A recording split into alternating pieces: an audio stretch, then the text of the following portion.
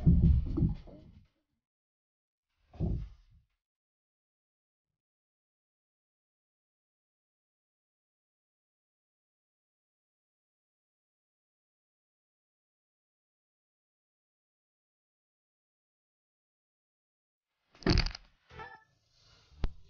mga kanter, kamusta sa inyong lahat? At isang panibagong tutorial video naman po ang ipapakita ko sa inyo.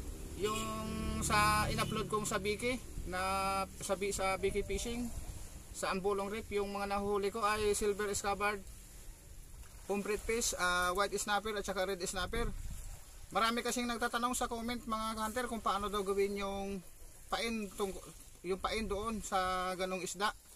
Kaya ngayon gagawa ko ng tutorial kung paano ang paggawa nun.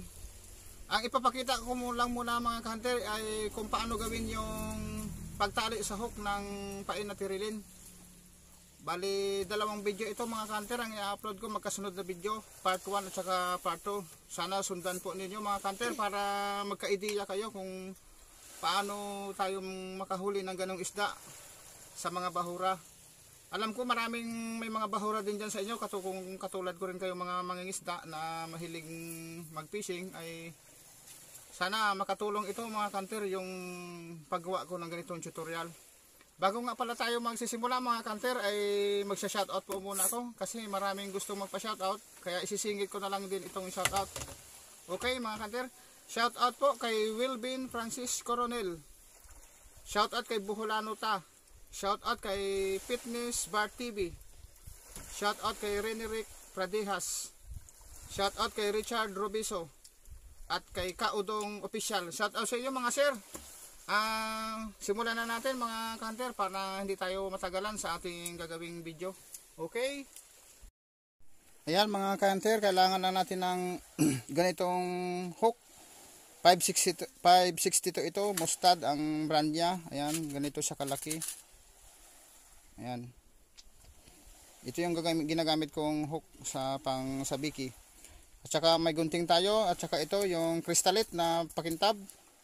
Dalawang kulay lang yung gagawin natin mga kanter na pain, kulay pink at saka kulay pula. I-mix lang natin yan. Pakita ko sa inyo kung paano pag-mix. At saka yung gagawin nating main line ay ito, number 15 na ayan oh, number 15 na Seahorse brand na ito yung pinaka main line, ito rin yung pinakatali sa hook na gagawin natin. At saka meron tayong brass na pang mix dito. Tapos ito ang sukat nga pala mga kanter ng tirilin natin ay ayan oh, 3 inches and 1/2 ang haba niya. Yung yan mga kanter, simulan na natin. Yan, ganito lang. Bali, tatastasin lang natin yung tirilin na pink.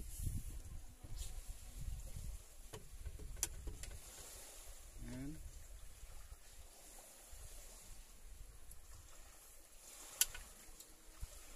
Ang haba mga kanter, 3 inches and 1/2 yung haba ng tirilin. Bali, magtatastas lang tayo kung gaano kakapal.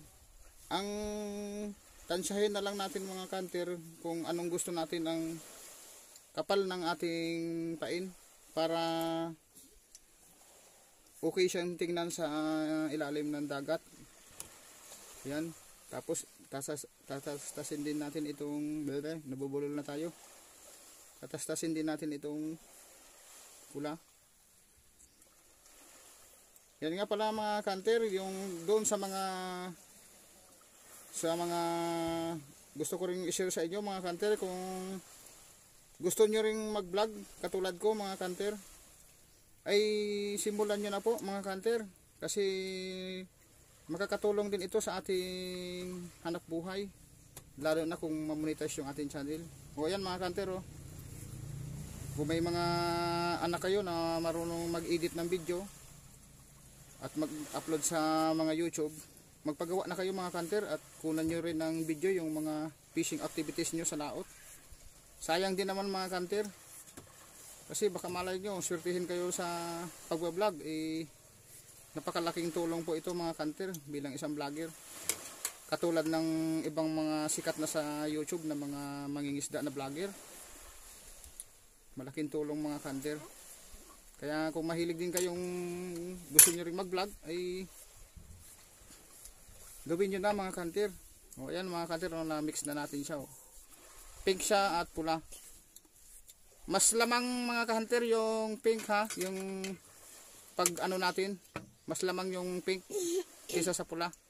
Pero nag-ano rin siya, naghahalo talaga. Ayan yung kulay niya. O. Ayan kung nakikita nyo. Ayan.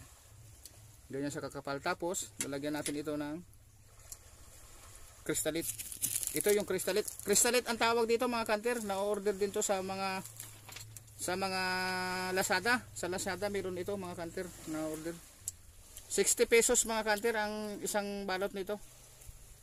Yan, lalagyan lang natin siya ng pakintab para ano siya, makintab siya sa dagat. Pag nakita ng isda ay mapapagkamalan itong isda na sinisibad nila.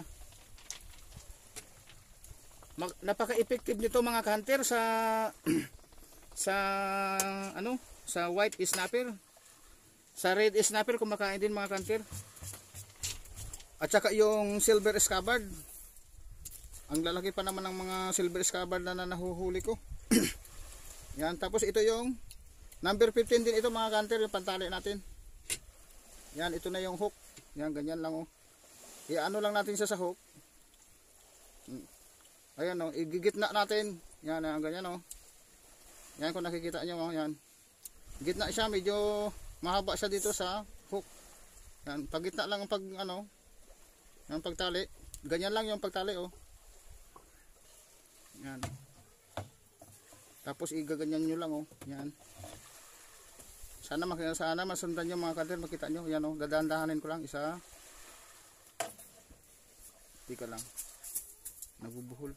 Isa, dalawa, tatlo, apat, lima. Yan, 5 ikot sa hook. Tapos hihilahin lang natin yung dulo. Yan, ganyan. Tsaka ito. Tapos puputulin na natin. Yan, ganyan na siya mga kanter. Yan. Tapos ito, igaganyan lang natin siya oh. Yan. Huwag natin puputulin kasi yan ang nagbibigay ng ganda ng pain, yung labi sa unahan. Yan. Tapos medyo kakatin lang natin ito ng gunting. Yan, yung mga sobra-sobrang yan. Medyo patulis mga kantera. Ayan oh, ayan na siya oh. Yan. Tapos ilalagay lang natin dito sa tubig para mag-ano siya, yan. Magkurti siya. Ayan oh, ganyan na siya yung mga kanter. Yan. Ayan kung nakikita nyo, yan. Ganun lang kadali mga kanter yung paggawa. Yan. Bali! Ayan mga kanter, natapos na rin natin gawin yung ating pangsabiki na pain. Ayan, bali 11 piraso yung ginawa kong pain na hook. Yung 11 piraso ay para lang yan sa dalawang clip na nylon na numero 15. Numero 15 din yung nito mga kanter, ito yung pinakatali. Ang haba ng itong pinakatali sa hook ay mahigit 1 dangkal sa kamay.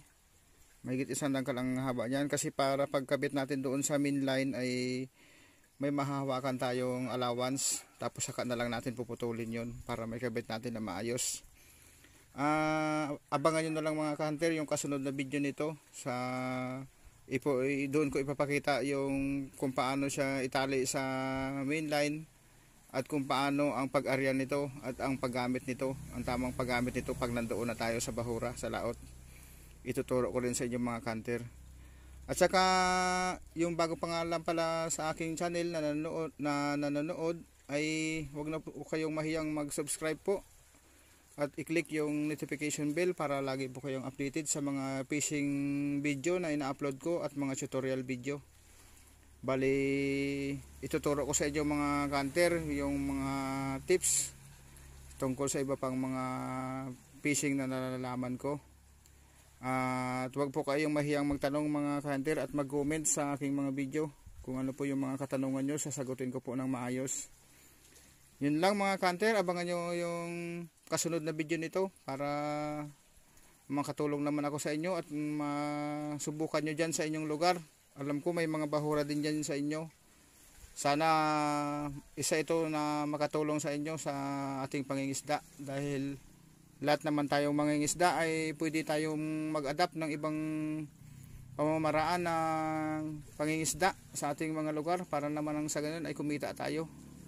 Okay mga kanter, salamat po sa inyong panonood at walang sawang pagtangkilik ng mga ina-upload kong mga video tutorial. God bless po sa ating lahat.